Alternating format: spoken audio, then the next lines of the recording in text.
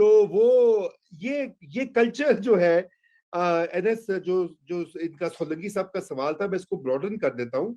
वो खान साहब का भी है, लेकिन ये मतलब आपके ख्याल से इसको तब्दील कैसे हम कर सकते हैं? क्या इसकी, आई मीन, ये फिर हम रिग्रेस हो गए हैं, कई स्टेप्स पीछे चले गए हैं। नहीं, ये तब्दील कैसे होगा? जमहूरी रवाज होते हैं, वो अगर इस्टेब्लिश हों तो ये चीजें ऐसे नहीं होती। मगर यहाँ इल्जाम लग रहा है नरेंद्र मोदी के ऊपर फैशिज्म का, और एक्चुअली जो पाकिस्तान के अंदर हो रहा है, वन पार्टी फैशिज्म, जो कोशिश की जा रही है कि ऑपोजिशन को वाइप आउट करके जेलों में डाल दिया जाए और वन पार्टी रूल बनाया जाए, यहाँ तो ये हो रहा है।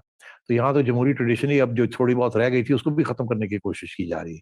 इसीलिए हम सब तवक्को करते हैं और जिहाद करते हैं कि हमें जमहूरियत चाहिए और हम जमहूरियत लेके रहेंगे और फ्री एंड फेयर इलेक्शंस लेके रहेंगे। और खान साहब जो है, उनका ये जो मंसूबा है, इसको कामयाब नहीं होने देंगे। बिल्कुल। तो चलते चलते कुछ बात टीटीपी के साथ मुज़ाकरात पे भी हो जाए। नई इतलात आ रही है कि गड़बड़ हो रही है। सोलंकी साहब, you want to add something? जी बस ये तो खबर आज के अखबारों में है। कल टीटीपी ने बाकायदा ऐलान किया कि जी जंगबंदी खत्म हो गई है, और अब और पाकिस्तानी हुकूमत ने और रियासत ने हमारे साथ धोखाधड़ी की है और फलां फलां, वो जो उनका होता है। और साथ ही जो अफगान तालिबान हैं, उन्होंने ये कहा है कि जी ये टीटीपी जो है वो अमलन हमारा हिस्सा नहीं है, हमारी तहरीक का। लेकिन हम उनसे कहते हैं कि जी पाकिस्तान के साथ ज़रा बात करें, और पाकिस्तान से भी कहते हैं कि जी आप ज़रा इनके जो मुतालबात हैं उन पे गौर करें। तो आपको याद होगा कि जब ये जंगबंदी हुई थी, तो सेठी साहब ने कहा था कि ये चलने वाली नहीं है। सेठी साहब जी हाँ, वहीं मैंने पहुंच गए हैं, जी वहीं बिल्कुल पहुंच गए हैं। पहुंचना था। उसकी वजह यह है कि हकीकत बिल्कुल इसके बरक्स है। और जितनी मर्जी गोली दें अवाम को और हमें, ये चलती नहीं है बात। मुझे याद है 2007 में पहले ये एग्रीमेंट हुई थी। उस वक्त सोलंकी साहब को तो याद होगा मौलाना रेडियो, जी जी, क्योंकि सोलंकी फजल साहब मुल्ला। डीजी रेडियो रहे हैं, तो उस वक्त वो एफएम रेडियो एफएम रेडियो चला इन्होंने किया सोलंकी हुआ साहब था। की कलीग थे जी। फजलुल्लाह ने किया हुआ था, और वो रेडियो के ऊपर अपना पूरा प्रोपागेंडा करते थे। जी जी, स्वात में। तो हाँ, स्वात में। तो उस वक्त से ये एग्रीमेंट्स चल रही हैं। उसके बाद सूफी मोहम्मद से एग्रीमेंट हुई, अ, फिर उसके बाद बैतुल्ला मसूद के साथ हुई, फिर फकीर मोहम्मद के साथ हुई। मतलब 14 एग्रीमेंट्स हमने गिनी है।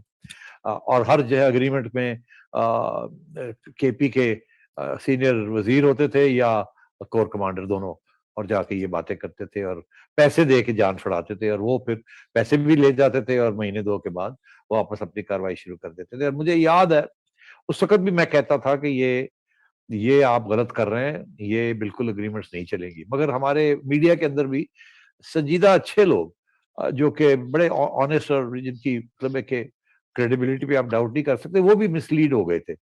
उन्होंने भी कहना शुरू कर दिया ये तालिबान क्या है, ये तो सिर्फ शरीयत चाहते हैं, इंसाफ चाहते हैं, और इनको क्या चाहिए, इनके साथ तो बातचीत करनी चाहिए। लोग यहाँ से टीवी कैमरे शैमरे लेके वहां पहुंचे हुए थे और इनकी इंटरव्यूज हो रही थी और ये हो रहा था। तो मैं कह रहा था नो, ये गेम और है कोई। और वो गेम हमने अफगानिस्तान से सीखी थी कि ये कर क्या रहे हैं। अफगानिस्तान में 20 साल लगे हैं उनको पावर लेने में।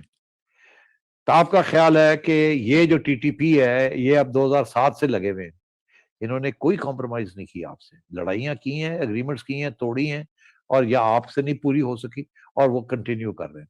ये गेम क्या है?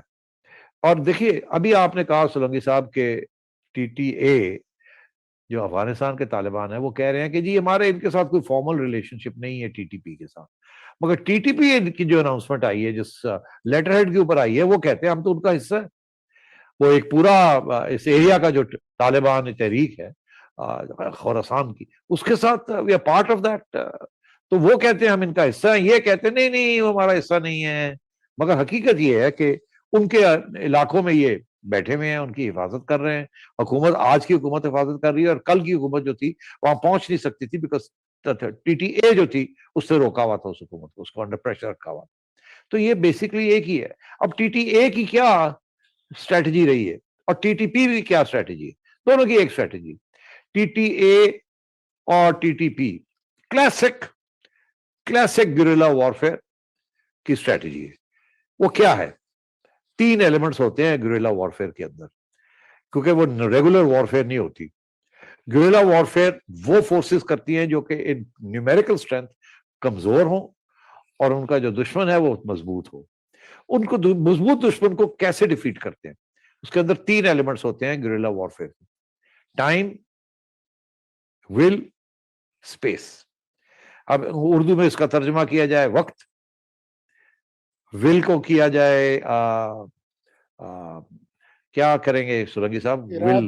इरादा नहीं, अवाम की राय, मर्जी, हाँ, विल। और स्पेस से मुराद ये टेरिटरी। होता यह है कि गुरिल्ला वॉरफेयर के अंदर आप लंबी गेम खेलते हैं। सबसे पहले आपको टाइम चाहिए, लंबा टाइम चाहिए। क्यों टाइम चाहिए? आपने अवाम को तैयार करना है। विल, अवाम की विल जो है ना, अवाम का जज्बा, उसका पैशन, उसको साथ लेना है। टाइम चाहिए उसको तैयार करने के लिए। तो आप टाइम लेते हैं, उसको आप स्पेंड करते हैं, टाइम को खर्चा करते हैं, टाइम का, अवाम को तैयार करने के लिए। अवाम जब तैयार हो जाती है तो फिर आप अवाम को तैयार करके टाइम और अवाम को लेके साथ आप आगे स्पेस जो है, टेरिटरी जो है, उसको आहिस्ता आहिस्ता उसको कैप्चर करते हैं। इसलिए इसमें वक्त लग जाता है। टीटीए ने यही किया 20 साल में, इसीलिए एग्रीमेंट्स भी की और अमेरिका को डिफीट कर दिया। ये वियटकॉन्ग ने सबसे पहले ये स्ट्रेटजी अमेरिका के खिलाफ इस्तेमाल की थी, जो वॉर जिसने अमेरिका को डिफीट किया था। हो ची मिन की ये स्ट्रेटजी थी, टाइम, स्पेस एंड विल। माओ जेडुंग की ये स्ट्रेटजी थी। 1920s के अंदर माओ जेडुंग ने लॉन्ग मार्च शुरू की थी, अपनी बेस एरियाज क्रिएट किए थे यूनान के अंदर, और वहां से फिर वो अपनी टाइम फ्रॉम 1926 टू 28 टू लेके 1948 तक उन्होंने वो 20 साल लगाए अपनी फोर्सेस को पूरा करने के लिए और अवाम को साथ लेने के लिए आहिस्ता आहिस्ता, और स्पेस कैप्चर करने के लिए। इवेंचुअली चाहे वो पहुंच गए वहां जाके बीजिंग। तो मैं ये आपसे कह रहा हूं, ये तालिबान ने भी वही किया और टीटीपी भी यही कर रही है। टीटीपी भी यही कर रही है कि वो टाइम गेन कर रही है अपनी फोर्सेस को बढ़ाने के लिए, और आपके ऊपर अटैक्स जारी हैं to capture more and more space and to create problems in those areas. तो आप उनके साथ अग्रीमेंट्स क्या करने जा रहे हैं? वो आपकी भी उसी किस्म की डिफीट होगी जिस किस्म की अमेरिका की हुई है at the end of the day, because Pakistan के अंदर मजहबी फोर्सेस जो हैं वो ऑन द राइज है। हमें ये सिखाया गया था फलसफे के अंदर, मार्क्स ने ये सिखाया था कि आप ये ना देखें आपको नजर क्या आ रहा है, जो नजर आ रहा है उसके पीछे जाएं, उसके मास्क को स्ट्रिप करें, उसके पीछे देखें क्या हो रहा है। नजर तो कुछ और आ रहा है, पीछे क्या हो रहा है, पीछे क्या, कौन सी चीज है जो बढ़ रही है आहिस्ता आहिस्ता आहिस्ता आहिस्ता आहिस्ता, और कौन सी चीज है जो आहिस्ता आहिस्ता आहिस्ता आहिस्ता आहिस्ता आहिस्ता घट रही है।